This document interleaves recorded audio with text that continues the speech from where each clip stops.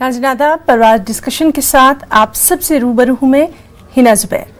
नाज़रीन, आज हम बात करेंगे दिल्ली तशद्दुद ने मुतासिर हुई ख़वातीन की। जी हाँ, दिल्ली तशद्दुद ने दिल्ली के दिल पर जो जख्म लगाए हैं वो तो शायद कभी भर भी जाएंगे।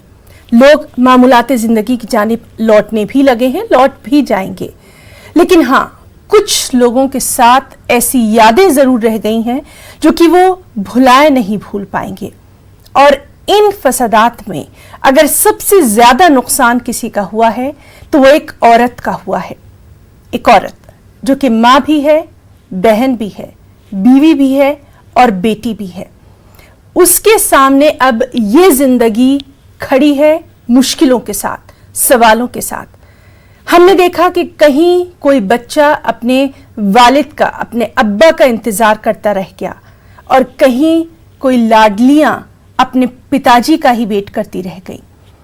आज हम बात करेंगे इन फसादात से मुतासिरा खवातीन को समाज के तौर पर हम क्या दे सकते हैं, समाज की क्या जिम्मेदारी है, इनको जहनी तौर पर मजबूती किस तरह से दी जाए और सबसे अहम बात यह कि जिंदगी में आगे बढ़ने के लिए इन्हें कैसे हौसला दिया जाए, माशी तौर पर इन्हें कैसे मजबूती दी जाए। जो बच्चे यतीम हो गए हैं उनकी तालीम और तरबियत के लिए क्या कुछ खास किया जाना चाहिए। इन तमाम पहलुओं पर बात करने के लिए हमारे साथ मौजूद रहेंगी हमारी दो खास मेहमान।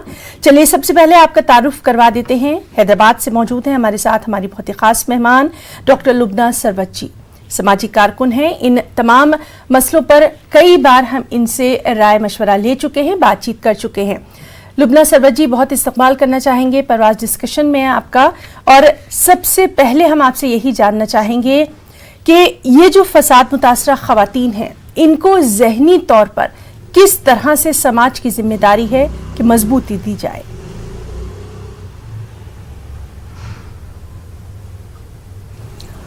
हाँ, अभी आप जब ये टॉपिक निकाले हैं तो सीधा तो हम वहीं पर जाएंगे ना, जो नॉर्थ ईस्ट दिल्ली में जो हाल से वहाँ के औरत गुजर रहे हैं और जो 9 कैंप सेटअप किए हुए हैं और 9 कैंप्स में खवातीन की क्या क्या हालत है। और उसमें देखिए, माशी हेल्प से, फाइनेंशियल हेल्प से भी पहले और कोई भी हेल्प से भी पहले एक चीज की हेल्प की जरूरत होती है, वो है साइकोलॉजिकल हेल्प। बिल्कुल। देखिए, ये इतने डिप्रेशन के मोमेंट्स होते हैं जबकि अपनी घर लूट गई, अपनी फैमिली इनकम की जो दुकान थी या नौकरी थी वो निकल गई और डॉक्यूमेंट्स निकल गए, सब कुछ निकल गया। उन हालात में घर के कोई मेंबर भी निकल गए। उन हालातों में सबसे अव्वल चीज क्या दिखता है मालूम? कि मोहब्बत की हाथ कहाँ कहाँ से आ रही है। बिल्कुल। क्या सरकार से आ रही है, क्या सोसाइटी से आ रही है, किन से आ रही है? और दूसरी चीज कि हम पे जो ये नुकसान हुआ है वो नुकसान करने वाले के ऊपर क्या कार्रवाई ली गई। तो ये जो क्या होता है मालूम, this is the support, first psychological support ये होता है कि बाहर हम जब देख रहे हैं कि हमको किसने पहले कैंप, किसने हमको बोला कि भाई यहाँ पर रिफ्यूजी कैंप है, जल्दी आइए यहाँ पर, ऐसे यहाँ पर कुछ हुआ है। तो वहां के खवातीन को पहली जो ये मोरल और साइकोलॉजिकल सपोर्ट होना चाहिए। इसके कैंप्स और रिलीफ मटेरियल के अलावा वहां पर कौन से साइकोलॉजिस्ट को पहुंचाया गया ताकि वो सही वो बात, प्रोफेशनल सपोर्ट उनको दे, वो बात वो लोग सुने, ताकि उनकी जिंदगी में वो बावजूद इसके कि घर गया, घर का आदमी गए और घर के लोग गए या डॉक्यूमेंट्स गए, सब कुछ जाने के बाद भी उनको ये नहीं महसूस होना चाहिए, ये महसूस होना चाहिए कि आगे बहुत कुछ है हमारे लिए। इसके लिए वो प्रोफेशनल साइकोलॉजिकल जो बात सुनना चाहिए वो उसने वो सुनना चाहिए। तो वैसा साइकोलॉजिकल सपोर्ट क्या मिला है? क्या उनको इज्जत के साथ, बाइज्जत के साथ उनको ये कह के रखा गया है कि नहीं, आपके साथ एक बहुत बड़ी गलती हुई है, किसी ने माफी मांगी उनसे और किसी ने उस परपेट्रेटर्स के ऊपर किसी ने कुछ कार्रवाई चली ताकि उनकी हिम्मत बढ़े कि हाँ, आगे अभी गलती हुआ तो वह आगे हमारे लिए अच्छा है। तो अफसोस की बात है कि ये जो 3 चीज मैं आपके सामने भी पेश कर रही हूं, ये तीनों में से कोई भी नॉर्थ ईस्ट दिल्ली के जो कैंप्स या औरतों के साथ, खवातीन के साथ ये नहीं हुआ है। ये बहुत अफसोस और बहुत एक अंदर से बहुत बड़ी भय के साथ, बहुत बड़ी अफसोस के साथ और बहुत बड़ी शर्म के साथ हमको ये बोलना पड़ रहा कि दिल्ली के उतनी भयानक जो रातों और दिन गुजरने के बाद उनको उस स्पीड से, ना उस स्ट्रेंथ के साथ, ना उस डेंसिटी के साथ, ना उस स्पीड के साथ, कोई भी तौर पे आप देख लीजिए उनकी कोई उनके और मदद दौड़ते हुए आना चाहिए था, उनको बाहों में जकेटने हुए मोहब्बत सरकार की तरफ से आना चाहिए था। वो नहीं हुआ, बल्कि प्राइवेट सोसाइटी की तरफ से उनको मदद आई। अंजलि भारद्वाज जैसे लोग जाके वहां पर ग्राउंड पे सर्वे करके, और मुझे ये भी पता चला कल एनडीटीवी के जरिए से कि वहां की कैंप्स भी अलग कर दिए गए हैं। जब फैमिली को इस दौरान आपसे अलग भी जानना चाहेंगे, लुबना सरवर जी, आप जो तमाम बातें कह रही हैं उनका यही मकसद है कि जो एक दर्द भरा दिल है, जो रोने के लिए एक कांधा ढूंढ रहा है, कम से कम उसको वो कांधा तो दिया जाए। पहले हम उनको हमदर्दी के दो बोल तो बोले। जी, वही चीज मैं बता रही हूं कि उनको जो बात वो सुनना चाहिए, जिससे उनके हौसला बढ़े। जहां पर पूरा अंधेरा दिख रहा है वहां पर जल्दी जल्दी हम एक चिराग जाके लगाए 2 लफ्जों के साथ। ये जल्दी सरकार ने नहीं दिखाई। कितनी बड़ी अफसोस की बात है, न सेंट्रल गवर्नमेंट ने बताई, न स्टेट गवर्नमेंट ने बताई। कितनी बड़ी अफसोस की बात है। लुबना सरवर जी, मैं यहाँ पर आपको रोकना चाहूंगी। हमारे साथ एक और हमारी खास मेहमान जयपुर स्टूडियो से मौजूद हैं, मैमूना नरगिस साहिबा हमारे साथ मौजूद हैं, सामाजिक कारकुन हैं और उनसे भी लगातार हम बहुत सारे मौजूआत पर बात कर चुके हैं।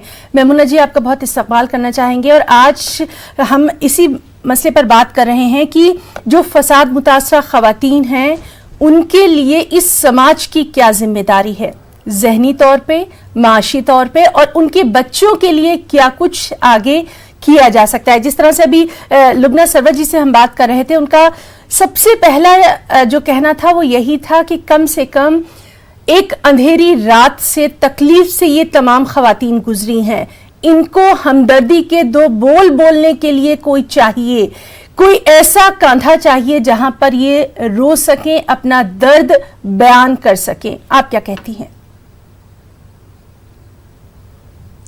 बिल्कुल हिना, मैं सबसे पहले तो आपको शुक्रिया अदा करना चाहूँगी कि आप लेडीज़ के इतने सेंसिटिव इश्यूज़ उठाती हैं अपने चैनल के माध्यम से, और चैनल वालों को भी मैं एक बार शुक्रिया अदा करना चाहती हूँ।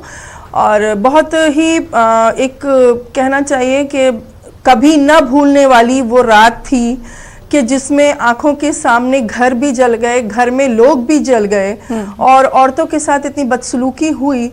एक जो वो दर्द है, मुझे नहीं लगता कि वो इतनी जल्दी या कभी वो औरतें भूल पाएंगी जो उनके साथ सलूक हुआ।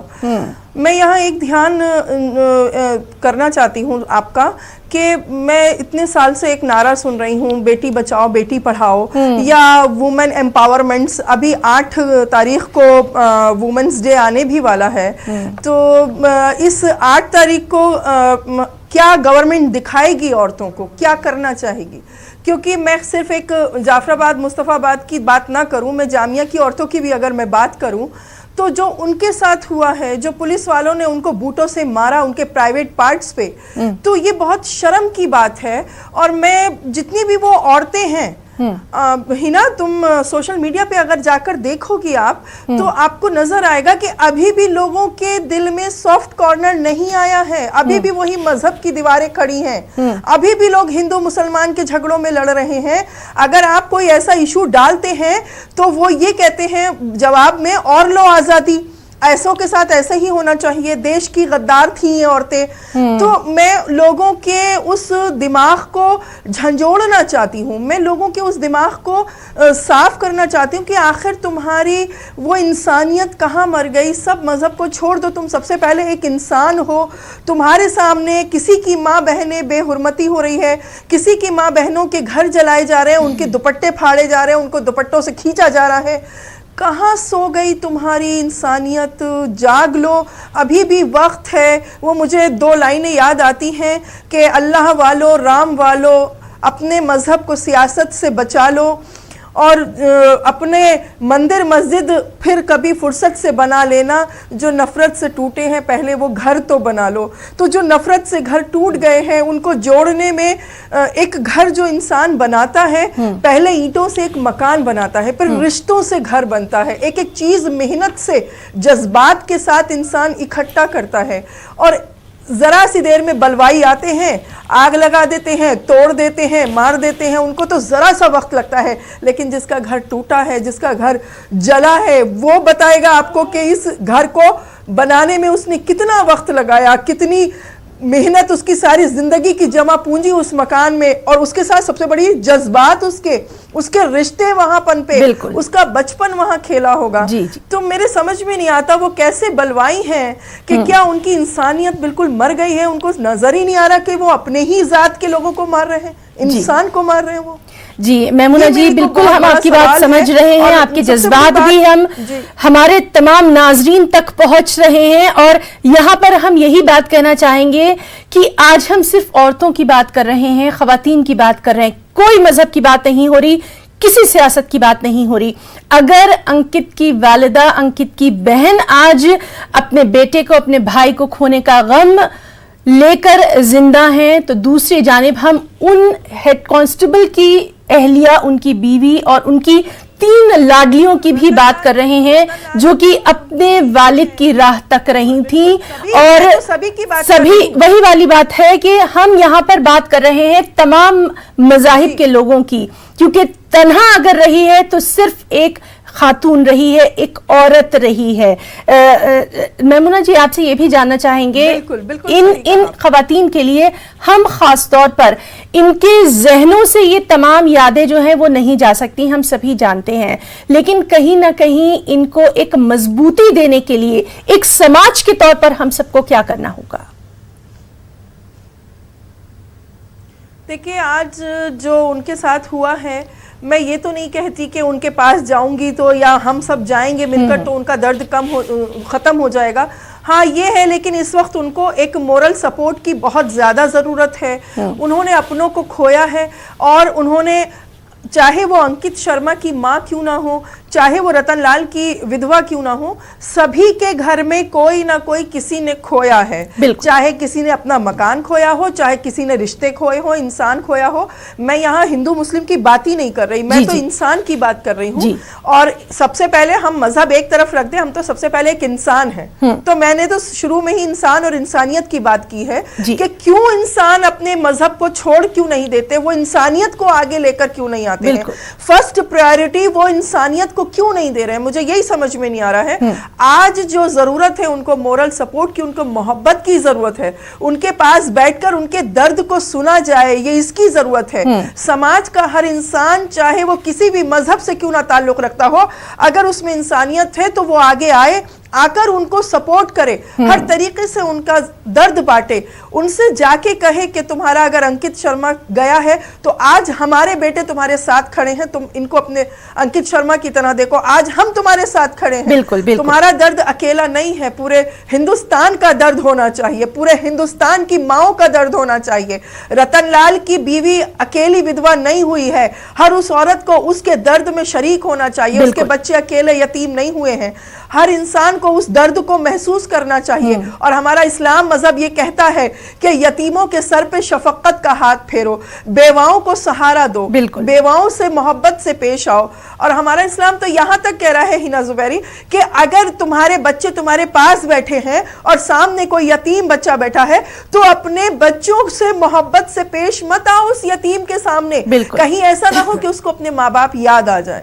तो बहुत बारीकियां हैं, लेकिन लोग समझ ही नहीं रहे, किसी तरीके से समझने को तैयार और यही शायद इस वक्त सबसे जरूरी है कि किस तरह से हम सब एक दूसरे का हाथ पकड़कर एक सेहतमंद समाज की तश्कील दें। डॉक्टर लुब्ना सरवत, आपसे जानना चाहेंगे, जो यतीम हो गए हैं बच्चे या जिनके सरों पर अभी जिस तरह से मैमुना जी कह रही थी कि कोई हाथ फेरने वाला नहीं है, सर्टिफिकेट्स जो हैं वो जल चुके हैं, आगे फीस कैसे अदा की जाएगी ये बड़ा मसला है, स्कूलों को तबाह कर दिया गया है। इन तमाम माहौल के तनाजुर में बच्चों की तालीम को आगे रखने के लिए समाज की क्या कुछ जिम्मेदारी हो सकती है, किस तरह से सामाजिक तौर पर हम सब इन बच्चों के लिए आगे आ सकते हैं ताकि कम से कम इनकी तालीम जो है वो आगे बढ़ सके। लुबना जी। जी, ये बहुत टॉप प्रायोरिटी पे होना चाहिए क्योंकि वहां पर सीबीएसई के एग्जाम्स भी चालू हो चुके जी। और वहां पर जो कई बच्चे एग्जाम्स लिए भी नहीं, फर्स्ट 2 एग्जाम्स नहीं लिए बच्चे, तो सीबीएसई ने तो अपना ऐलान भी किया कि जो भी नहीं ले रहे एग्जाम्स वापस से लेंगे। लेकिन it's not just about CBSE ना, वहां पर कई बच्चे जो स्टैंडर्ड 1 से अपवर्ड डिग्री तक भी जो पढ़ रहे हैं जी, उन सभी की चिंता है अभी। तो इन सभी के लिए स्टेट गवर्नमेंट, तो गवर्नमेंट अपने पास इतनी मिशनरी है उनके पास, तो कोई मुश्किल नहीं है कि हम वो एरिया में जाए और उन घरों जहां पर ताला है, उनके बच्चे कहां पर, उस के घर में कितना लॉस हुआ, बच्चे कहां पर पढ़ते थे, तो फौरन उनको, अगर जो स्कूल जलाया गया और वो भी फर्नीचर भी जलाया गया स्कूल में शिव विहार में, तो उनको फौरन वहां की जो नियर बाय गवर्नमेंट स्कूल है जो उनको वहां पर इमीडिएटली वहां पर ज्वाइन कर लेना चाहिए ताकि वो बच्चों के बीच जल्द से जल्द आ जाए, वो रेफ्यूजी कैंप्स में ना रहे बल्कि बच्चों के बीच में जल्द से जल्द आ जाए। क्योंकि जब ये कंटिन्यू होता है ना कि हम ये माहौल देखते हैं और ये भयानक माहौल जब और भी अपने, क्योंकि बच्चे खुद बोल चुके हैं कैमरा पे कि वो भूल नहीं पा रहे हो पूरा, तो उनको जल्द से जल्द बच्चों के बीच में जब वो आ जाएंगे ना तो वो एक मरहम लग जाएगा। और औरतों के लिए खास करके मालूम, उनको ज्यादा दिन वैसे नहीं रखना चाहिए, जल्दी से जल्द इनको काउंसलिंग होना चाहिए क्योंकि वो डिप्रेशन में अगर चल जाएंगे तो वो खुद के लिए खराब है, वो बच्चों के लिए भी खराब है क्योंकि वो उन्हीं को सरपरस्त करना है अभी। बहुत सही बात। तो ऐसी कई चीजें हैं, because we have to build the society, we have to continue building the nation. तो इसीलिए और ये बात जो हेट्रेड की जो बात आ रही है अभी, ये एक्चुअली यू नो क्या कि ये वहां के लोग एक दूसरे से नफरत नहीं कर रहे हैं। बिल्कुल बिल्कुल, ये काफी स्टडीज से एस्टैब्लिश हो चुका है जी। और वहां के लोग एक दूसरे से आज भी वो लोग, वो चाहे अमर रहे या अमीर रहे या अमर शर्मा रहे या आमिर खान रहे या कोई भी रहे, मालूम सब लोग अपने एक दूसरे से अभी भी मोहब्बत कर रहे हैं। ये बाहर से किसी ने लाके वहां पर पतंगड़ पूरा दहशत फैलाए थे जी। और हमने भी लगातार ये दिखाया कि किस तरह से जहां एक जानिब मंदिर को बचाया गया, रातों में रखवाली की गई, वहीं मस्जिद को भी बचाया गया। मैमुना जी, इसी बात को हम आपसे भी थोड़ा सा जानना चाहेंगे। तालीम का जो नुकसान हो रहा है, मासूम जहनों में जो एक कड़वी याद बनकर बस गया है, उसको हम कैसे दूर करेंगे? बच्चों की तालीम इस वक्त सबसे जरूरी है। पूरे साल इन मासूमों ने मेहनत की थी और अब ये अपने स्कूल को जलते देख रहे हैं। इसके लिए हम सबको किस तरह से आगे आना होगा? हिना, मुझे ऐसा लगता है कि उनको उस एनवायरनमेंट से थोड़ा सा अलग हटा के लेकर जाना होगा। स्कूल भी चेंज करने होंगे, जगह भी चेंज करनी होगी, क्योंकि हम ये कह दें कि अगर वो हट गए वहां से तो एकदम से भूल जाएंगे। उनको भुलाने के लिए जगह को बदलना बहुत इस वक्त जरूरी है और उनकी काउंसलिंग होनी चाहिए। काउंसलिंग होगी तो उनके जो काउंसलर होंगे वो उनके माइंड को डाइवर्ट करने की कोशिश करें, उनको कहीं और उनको उलझाया जाए। देखिए, पढ़ाई भी इतनी आसानी से नहीं होगी, उसके लिए भी सीबीएसई को थोड़ा सा वक्त देना पड़ेगा, क्योंकि वो बच्चे, मुझे नहीं लगता कि वो एक अच्छा रिजल्ट दे पाएंगे, क्योंकि जो उन्होंने अपनी आंखों से देखा है जी जी, वो बच्चों की आंखों में चल रहा होगा अभी इस वक्त, उनके जहन में कूद रहा होगा वो सब। तो वो कैसे पढ़ पाएंगे? मुझे नहीं पता कि वो कंसंट्रेट कर पाएंगे अपनी स्टडी पे। तो थोड़ा सा 15-20 दिन उनको देना पड़ेगा, तभी वो एग्जाम ले उनका।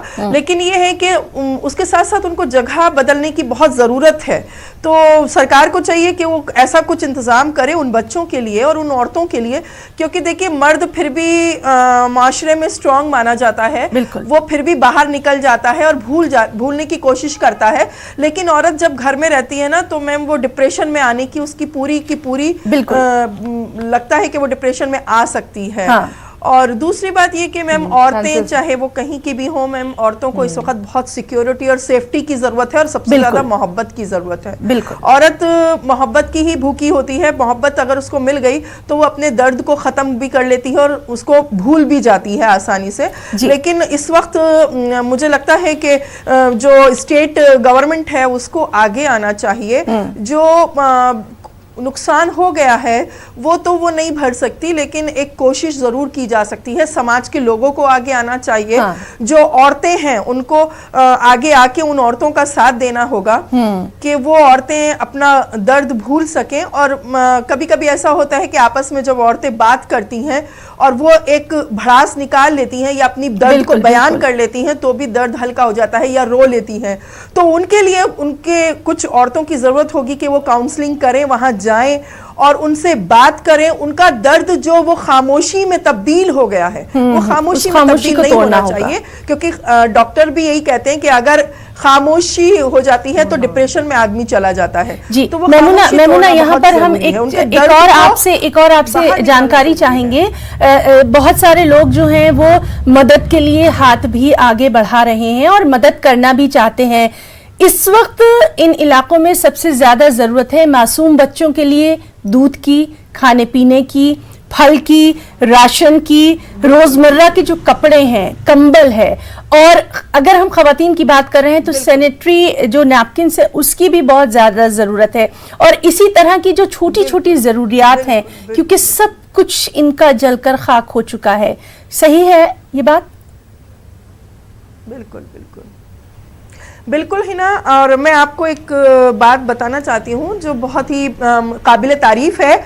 वहीं के जो लोकल हिंदू और मुसलमान हैं वो आपस में एक दूसरे की मदद को खड़े हुए हैं, सामान इकट्ठा कर रहे हैं, नए सिरे से वो अपने आप को खड़ा करने की कोशिश कर रहे हैं। मुसलमान लोग हिंदुओं के मोहल्ले में, अगर जहां हिंदू कम है मुस्लिम ज़्यादा हैं, वहां मुसलमान खड़े होकर हिंदुओं की मदद कर रहे हैं, उनको खाने के लिए मुहैया चीज़ें करा रहे हैं, उनकी औरतों को ज़रूरत की चीज़ें दे रहे हैं। और वहीं पर मुसलमान ऐसा कर रहे हैं, वहीं हिंदू भी ऐसा कर रहे हैं। ये अपने आप में एक बहुत ही काबिल तारीफ है और खुशी की बात है कि जो कोशिश की थी हिंदू मुस्लिम करने की, वो उसमें वो लोग जो बलवाई थे वो कामयाब नहीं हुए हैं। बिल्कुल। और वो बिल्कुल पूरी तरह से 100% कामयाब नहीं हुए हैं, क्योंकि जो न्यूज आई है उसके हिसाब से मुसलमानों ने हिंदुओं को बचाया है, हिंदुओं ने मुसलमानों को बचाया, यानी कि इंसानियत की जो मिसाल वहां पेश हुई है वो काबिल तारीफ है। और मैंने न्यूज में ये भी सुना कि काफी हमारे सिख समुदाय के लोग बहुत सामान लेकर पहुंचे हैं, लंगर भी लगाए, अपने गुरुद्वारों में लंगर खोल दिए हैं, काफी खाने का इंतजाम है।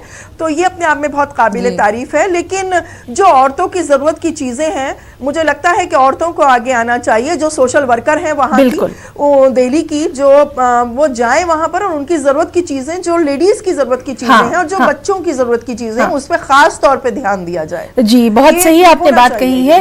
और लुबना सरवत जी, इसी बात को हम आपसे भी आगे बढ़ाना चाहेंगे। बच्चों के लिए पेंसिल, कॉपी, उनके बैग्स और जो उनकी ड्रेस है, उनके स्कूल की जो ज़रूरियात हैं, इस सब की भी बहुत ज़्यादा ज़रूरत महसूस की जा रही है। ये तमाम छोटी छोटी चीज़ें मिलकर ही एक अच्छे समाज को आगे बढ़ा सकती हैं। लुबना जी। जी फर्स्ट काउंसलिंग के बाद तो मैं ये बोलूंगी कि जो नियरेस्ट गवर्नमेंट स्कूल्स है, क्योंकि आपने स्कूल्स पे बहुत काम किया है ऐसा तो पूरे देश में कहा जा रहा है, तो लिहाजा उनकी जो वेट नहीं करना चाहिए। बच्चों के मामले में तो किसी चीज की वेट करने की जरूरत नहीं है जी। उनको उनके माओ के जरिए काउंसलर्स को वहां भेजें और नियरेस्ट, क्योंकि आम आदमी पार्टी में मिनिस्टर्स जो एजुकेशन मिनिस्टर सिसोदिया जी वगैरह, जी जी, नियरेस्ट वहां पर जो स्कूल है उनका, वो स्कूल में अगर बच्चा सवेरे से शाम तक वहां जा रहा है और माँ भी छोड़ने जा रही है जी, तो क्या होता है मालूम, immediately there is a change of atmosphere. Counselling बहुत जरूरी है। और क्या है मालूम, तब वे गवर्नमेंट स्कूल में फौरन वो जाते हैं, क्योंकि वहां गवर्नमेंट स्कूल की अच्छी स्टैंडर्ड भी है अभी। तो क्या होता है उनको ये जो स्कूल्स की जो खर्चा है, जो स्कूल्स बुक्स की वगैरह, वो भी गवर्नमेंट बेयर करेंगी उनका, और ये बेयर करना लाजिम है, उनके ऊपर फर्ज है उनका, they have to bear it. उसमें क्या होता है, जब मॉर्निंग टू इवनिंग बच्चा ऑलरेडी स्कूल में जाता है ना, तो काफी जल्दी उन लोग वो अपनी डिप्रेस स्टेटस से बाहर आने की चांसेस है। एंड गवर्नमेंट के ऊपर लाजिम है कि वो केयर ले क्योंकि हम अपने सिटीजन्स को वो इसमें डिप्रेशन में नहीं जाना चाहिए। उनकी प्रोडक्टिविटी को बरकरार रखने के लिए ये स्टेप लेना बहुत जरूरी है, both for the mother and the child.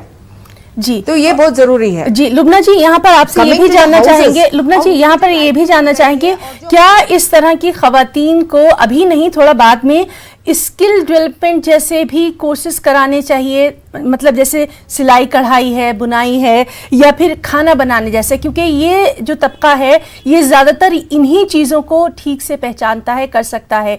इन तमाम चीज़ों की जानिब भी अब ध्यान जाना चाहिए लुबना जी। हाँ जरूर से। इनके पहली तो क्या है मालूम, मैं अभी स्किल डेवलपमेंट उस तरफ में मेरा माइंड था, वुमेन एम्पावरमेंट के लिए वो जरूरी है, लेकिन मैं अभी उसके बारे में सोच नहीं सक रही हूँ। क्यों मालूम? क्योंकि वो सदियों से एक फैमिली में, एक घर में रहते हुए अभी सडन में वो एक कैंप में आ गए। तो पहली चीज क्या है मालूम, डिग्निटी, सेल्फ एस्टीम, डिग्निटी उनको जल्द से जल्द पहुंचे। हाँ, अगर मैं चीफ मिनिस्टर हूं तो मेरा पहला यही मेरा ध्यान में रहेगा कि उनको वो डिग्निटी वापस मिल जाए। वो एक पल के भी नहीं ना सोचे कि भाई ये कितनी बेइज्जती हो गई हमारी। जी। तो उसके लिए जो स्टेप्स है, जो स्टेप्स काउंसलिंग की है, जो स्टेप्स उनको उनकी वापस से उनको कहां उनका घर, जी जी, ये फिक्र अगर कोई बता भी दिए तो क्या होता मालूम, इमीडिएटली माइंड एक अलग प्लेन पे चले जाता है। एक विक्टिम है वो लोग, अभी विक्टिम को अपनी ज्यादा देर विक्टिम के स्टेट में नहीं रखना चाहिए। ये प्रोफेशनल काउंसलिंग क्या करते हैं, विक्टिम के स्टेट से उनको एक होपफुल स्टेट में ला लेते हैं। इसीलिए मैं बार बार ये कह रही हूँ कि the counsellors have to go to all the refugee camps now. जी, तो काउंसलिंग की बहुत ज्यादा जरूरत है और इनको खुददारी देने की बहुत ज्यादा जरूरत है। मेमुना जी, क्योंकि वक्त की मेरे पास बहुत कमी है, तो जल्दी से मैं आपसे चाहूंगी कि हमारे इस प्रोग्राम के जरिए और क्या कुछ आप इस समाज को कहना चाहेंगी ताकि वो इन खवातीन के लिए आगे आए, क्योंकि तिनका तिनका बनाकर एक आशियाना जो है वो तैयार किया जाता है, और जब वो हमारी आंखों के सामने तबाह हो जाता है, जिंदगी भर वो मंजर भूला नहीं जा सकता। क्या कहेंगी मेमुना? जी, मैं बिल्कुल, सबसे पहले तो मैं अपने वहीं के स्टेट के जो सीएम हैं उनसे ये रिक्वेस्ट करना चाहूँगी कि जो गलती वो कर चुके हैं कि उनको पहले दिन खड़ा होना चाहिए था वहाँ पर, और वो वहाँ 3 दिन के बाद स्टेटमेंट ट्विटर पे दे रहे हैं और आर्मी को आवाज़ दे रहे हैं। उनको चाहिए कि वो जितने भी घर जले हैं उनका घर बनवा कर दें, और जिन बच्चों के पढ़ाइयों के चीज़ें जली हैं उन बच्चों का पूरा कोर्स, पूरा यूनिफॉर्म बच्चों की पढ़ाई के लिए वो एक ग्रांड अलाउ करें। और ऐसे नहीं कि सिर्फ बोल दिया, होना चाहिए काम, क्योंकि सियासत में क्या होता है, बोल दिया जाता है, होता नहीं है। बिल्कुल। तो हम प्रैक्टिकल चाहते हैं बिल्कुल, जिनके, क्योंकि हिना वहाँ जो घर जले हैं ना, वो सबसे ज्यादा गरीब तबकों के लोगों के घर जले हैं।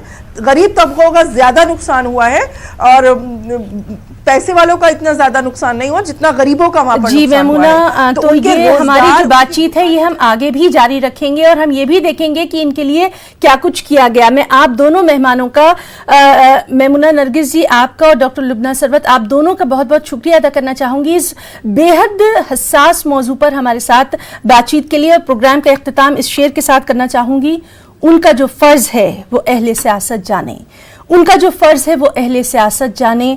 मेरा पैगाम मोहब्बत है जहां तक पहुंचे। आदाब।